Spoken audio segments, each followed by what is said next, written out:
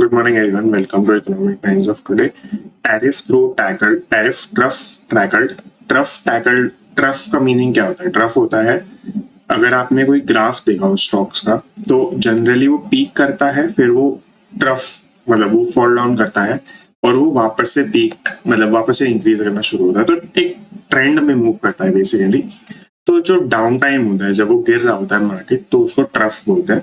तो tariff trough मतलब एक जो डाउन टाइम आ रहा था मार्केट का टैरिफ की अनसर्टेनिटी की वजह से। कभी भी अगर अनसर्टेनिटी होती है तो मार्केट दोनों डायरेक्शन के अंदर मूव करेगा, साइडवेज मूव करेगा। अनसर्टेनिटी का मतलब बुरी चीज नहीं होता। Uncertainty is not a negative term. Uncertainty fuels sideways movement, इस तरह से आप सोच सकते हैं ज्यादा। फिर उसके बाद टैकल्ड मतलब कि अब इंक्रीज होने लग गया है मार्केट, अब बूम पे जाने लग गया है वापस से, अब उसने रिकवर कर लिया है जो टैरिफ की अनसर्टेनिटी की वजह से मार्केट गिरा था। तो अब इसको हम नंबर्स में और सिंपल भाषा में कन्वर्ट करते हैं। D street is Dalal street indices, मतलब इंडिया के इंडाइसिस को बेसिकली दलाल स्ट्रीट इंडाइसिस बोला जाता है। कोई लॉजिक नहीं है उसका एज सच। दलाल स्ट्रीट बस वो स्ट्रीट का नाम है जहाँ पे बीएससी का बिल्डिंग है, बट आज की डेट में सब ऑनलाइन होता है, तो अगेन कोई इसका मीनिंग नहीं रहा है आजकल। इसमें क्या है, इनका सर्ज आया है नियरली 2% का, और उन्होंने मतलब पिछले 3-4 दिन में आप देख ही रहे हैं कि रोज बढ़ रहा है और ऑलमोस्ट 4-5% बढ़ चुका है, जो कि पूरे साल के अंदर सबसे अच्छा परफॉर्मेंस है एक वीक के लिए अगर आप देखेंगे। तो उन्होंने सारा लॉसेस अपना रिटर्न कर लिया है। और मेजर इंपॉर्टेंट बात यह है कि फॉरेनर्स रिटर्न कर गए हैं। एफपीआई एफआईआई दोनों रिटर्न कर गया है। एफपीआई तो उतना कम हुआ भी नहीं था, एफआईआई बहुत जल्दी कम हो जाता है, तो वो रिटर्न कर गया है।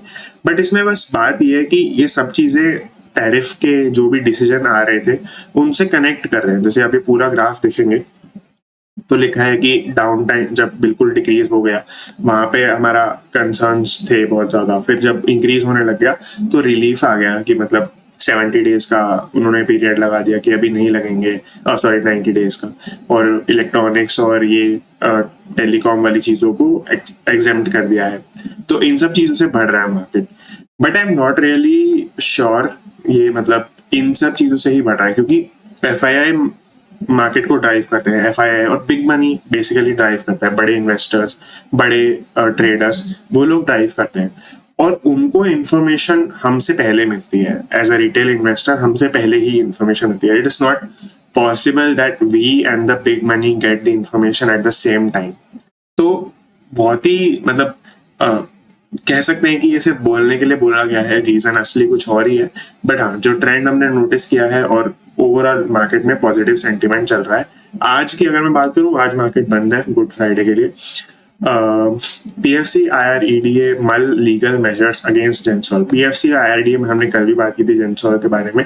ये वो कंपनीज हैं, पब्लिक सेक्टर यूनिट्स हैं, पीएसयूज हैं, जिन्होंने लोन देके रखा है। वैसे ये कंपनीज का काम भी यही है। ये एनबीएफसी होते हैं, एनबीएफसी मतलब नॉन बैंकिंग फाइनेंशियल कॉर्पोरेशंस। ये लोग ऐसे ही प्रोजेक्ट्स में इन्वेस्ट करते हैं, ऐसे ही इन द सेंस जो भी मतलब इनके पास फंडिंग लेने आता है, इनका एक गोल होता है कि हमको इस तरह के सेक्टर्स के अंदर इन्वेस्ट करना है। तो जेंसॉल आपका ब्लू स्मार्ट वाली कंपनी का सपोर्टर है, मतलब उसको बैक करना है, उसकी पेरेंट कंपनी टाइप का है। तो ब्लू स्मार्ट क्या था, इलेक्ट्रिकल कैब्स थे, तो वो एनर्जी वाले इसके अंदर और एनवायरमेंट वाले इसके अंदर अच्छा कर रहे थे। और पीएफसी पावर फाइनेंस कॉर्पोरेशन है, आईआरडीए का भी एनर्जी से रिलेटेड ही रहता है काम। तो ये दोनों ही इन लाइन विद वो ब्लू स्मार्ट थे, इसीलिए इन्होंने जेंसॉल के अंदर इन्वेस्ट किया, उनको लोन दिया। बट जेंसॉल ने क्या किया, मैं आपको नीचे बताता हूँ। It was found to have forged letters to show that loan accounts with PFC and IREDA were regular with repayments being made on time. मतलब उन्होंने एक लेटर्स फोर्ज किए, उनको कॉन्डक्ट लेटर्स बोलते हैं, जिसमें उन्होंने फेक लेटर्स बना के फेक साइन करके दिखाया कि हमने पेमेंट कर दी उन लोन्स की, टाइमली पेमेंट हो रहा था, ये वो। और ये इन्होंने किसको सबमिट किया, जब केयर और इकरा, ये दो लोग, ये क्रेडिट रेटिंग एजेंसी है, ये आपको आपके लोन के पेमेंट के बेसिस पे, लोन के स्टेटस के बेसिस पे क्रेडिट रेटिंग देते हैं कि आपको मतलब आप कितने क्रेडिट वर्थी हो, कितना अमाउंट का या कितने टाइम पीरियड का क्रेडिट आपको मिल सकता है, ये बताती है। एक रेटिंग देती है, ये A B C D इस तरह से रेटिंग देती है। तो जब इन्होंने इसको अपनी रिपोर्ट सबमिट की तो इन्होंने ये फॉल्स कंडक्ट लेटर्स शो किए। यहाँ पे लिखा है दोनों चीजों के मतलब दोनों ऑर्गेनाइजेशंस के बारे में लिखा है, और लिखा है कि जो पीएफसी और आईआरईडी हैं इन्होंने लीगल रेमेडी सॉर्ट की है, ये केस करने वाले जेंसॉल के ऊपर अपने लोन एक्सपोजर के लिए, जो कि बहुत ऑब्वियस बात है। Agency to scan new supply chain agency to scan new supply chain likely. New supply chain का मतलब है कि न्यूक्लियर एनर्जी से रिलेटेड बात है। तो न्यूक्लियर एक तो मतलब आपको पता है कि nuclear power as a weapon भी देखा जाता है, बट हम उसकी बात नहीं कर रहे हैं अभी, हम न्यूक्लियर एनर्जी की बात कर रहे हैं। एनर्जी को मॉनिटर करने के लिए एक रेगुलेटरी अथॉरिटी सेटअप हो सकती है इंडिया के अंदर, क्योंकि इंडिया प्लान करता है कि अपना जो न्यूक्लियर एनर्जी का प्रोडक्शन है वो 40 गीगावाट्स GWH गीगावाट्स तक ले जाए by 2035 from 8 gigawatts now, which is like 400% increase if I am not wrong. तो ये कर रहा है is banking on public private partnerships, मतलब प्राइवेट प्लेयर्स को भी इसके अंदर अलाउ करेगा। रेलवेज, एटॉमिक, ये लाइक एटॉमिक एनर्जी एंड एक और सेक्टर होता है। ये 3 सेक्टर ऐसे होते थे जहां पे गवर्नमेंट बिल्कुल लाइक जीरो होती थी प्राइवेट लोगों को लाने के लिए, वो पब्लिक ही उसको रखना चाहती थी, बिकॉज नेशनल डिफेंस का, नेशनल सिक्योरिटी का भी इशू रहता है और बहुत सारे इश्यूज रहते हैं। बट अब गवर्नमेंट रेलवे के अंदर भी लेके आ रही है, इसके अंदर भी लेके आ रही है, और मुझे तीसरा याद नहीं आ रहा, शायद हाँ डिफेंस, राइट डिफेंस के अंदर ऑलरेडी HAL के अंदर बहुत ज्यादा लोग पब्लिक से इन्वेस्ट कर ही रहे हैं, रिटेल इन्वेस्टर्स। तो हाँ, तीनों ही इंडस्ट्रीज के अंदर आपका प्राइवेट लोग भी आ रहे हैं। India could be setting up, ये मैंने आपको बता दिया, regulatory authority to oversee nuclear fuel supply chain and waste management. यहाँ पे आप समझ सकते हैं ऑफकोर्स एनर्जी बनाने के बाद वेस्ट मैनेजमेंट भी इसका कितना इंपॉर्टेंट और हजार्डस हो सकता है। FM India to face global disruption with policy agility, बहुत बेसिक न्यूज है, बस बोला गया है कि पूरे वोलाटाइल अनसर्टेन मार्केट के अंदर ड्यू टू टैरिफ्स इंडिया अपनी पॉलिसीज के ऊपर डटा रहेगा, पॉलिसी को अजाइल बनाएगा, agile as in like different conditions के अंदर भी सर्वाइव कर सके। वर्सेटाइल होता है टू बी ऑनेस्ट इसका एग्जैक्ट वर्ड, बट अजाइल भी सिमिलर मीनिंग का होता है। Port of return Adani company to buy OZ terminal from promoter family. इससे आपको कुछ समझ नहीं आएगा, हेडलाइन से मैं आपको बेसिक बताता हूँ। एक अदानी फैमिली होल्डिंग्स है, जो कि मेन कंपनी है, जो कि ऑलमोस्ट सभी अदानी की सब्सिडरीज के अंदर बड़ा शेयर होल्ड करती हैं, 50%, 55%, 60% इतना होल्ड करती हैं। और उन्होंने अदानी पोर्ट्स के अंदर अभी वो ऑलमोस्ट 66-67% होल्ड करती है, और उन्होंने एक उनके पास नॉर्थ क्वींसलैंड एक्सपोर्ट टर्मिनल है ऑस्ट्रेलिया के अंदर। क्वींसलैंड भी ऑस्ट्रेलिया में है, तो ऑफ कोर्स ये एक्सपोर्ट टर्मिनल भी ऑस्ट्रेलिया के अंदर है। और अगर आपको नहीं पता है, अदानी पोर्ट्स के पास इंडिया के बहुत सारे पोर्ट्स अब हो गए हैं, गवर्नमेंट ने ये भी इनको सेल कर दिए हैं और बहुत ही कम प्राइसेस पे कर दिए हैं, ऐसा लोग बोलते हैं। तो उसको छोड़ देते हैं। बट हाँ, ये जो ऑस्ट्रेलिया का टर्मिनल है, ये भी ये लोग वापस खरीद रहे हैं, अपनी पेरेंट कंपनी से ही खरीद रहे हैं, तो इसमें कोई डिक्लाइन या वो सब होने की बात ही नहीं है। नॉन कैश डील होने वाली है, ये लोग शेयर्स देने वाले हैं अदानी पोर्ट्स SEZ के, और 143.8 मिलियन नए इक्विटी शेयर्स इशू करके देने वाले हैं, कि मतलब अपने स्टेक को कम नहीं कर रहे, एज इन अपने शेयर्स को कम नहीं कर रहे और किसी के भी शेयर्स को कम नहीं कर रहे, नए शेयर्स इशू करके देने वाले हैं। बट परसेंटेज शेयर जो है वो सबका कम हो जाएगा, क्योंकि न्यू शेयर्स इशू हो गए हैं।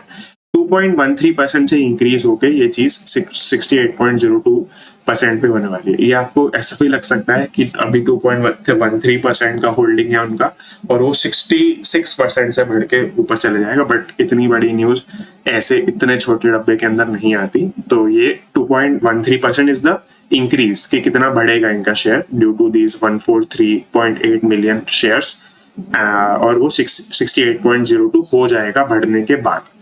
यहाँ पे अब लिखा है slowing growth casualty of tariff war, मतलब ये जो टैरिफ वॉर है, आई थिंक उनको सबसे ज्यादा हिट जो आया है वो अनसर्टेनिटी की वजह से वो टेक कंपनी को ही आया है।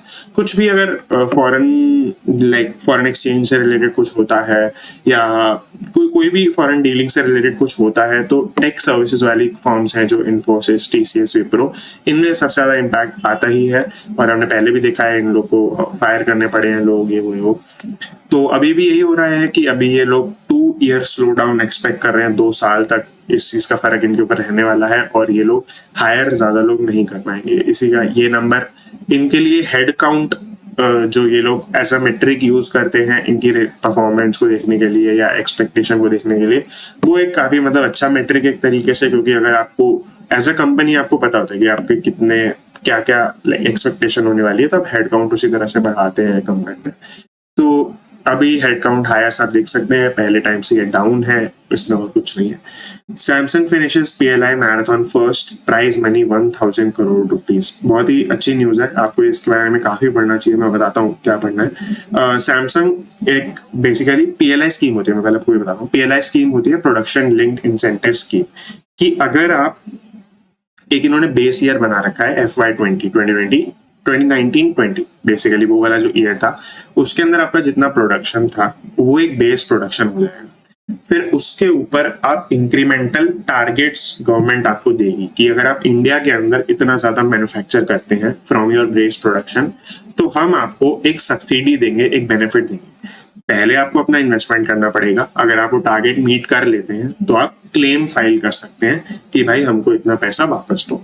और सही सीधी सी बात है, वो मतलब आप बेचेंगे तो उतने ही प्राइस पे, आपको कोई ऐसा वो तो हुआ नहीं, रॉ मटेरियल सस्ता हुआ नहीं, कुछ हुआ नहीं, तो आप बेचेंगे उतने प्राइस पे, तो जो भी आपको सब्सिडी मिलेगा इफेक्टिवली वो आपका प्रॉफिट हो जाएगा, एक्स्ट्रा प्रॉफिट। तो सैमसंग ने फर्स्ट प्राइज ले लिया, मतलब सबसे पहले अपना 5th ईयर टारगेट पूरा कर लिया। 5th ईयर टारगेट मतलब हम 2025 एंड कर रहे हैं, तो FY20 से हर साल इनको एक इंक्रीमेंटल टारगेट मिला कि आपने लेट से एक्स अमाउंट का बेस प्रोडक्शन किया था, उसके ऊपर आपको 10,000 करोड़ करना है, फिर 12,000, 15,000, 17,000, 20,000, 25,000, इस तरह से करना है। आई थिंक मैंने 6 बोल दिए, बट 5 मिले थे।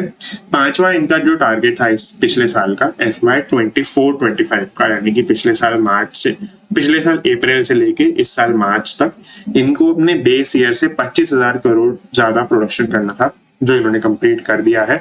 और इनकी वजह से इनको 1000 to 1200 करोड़ रुपीस मिल सकते हैं सब्सिडी के अंदर। इन्होंने फाइल करना इसका शुरू कर दिया है, तभी ये न्यूज सामने आई है।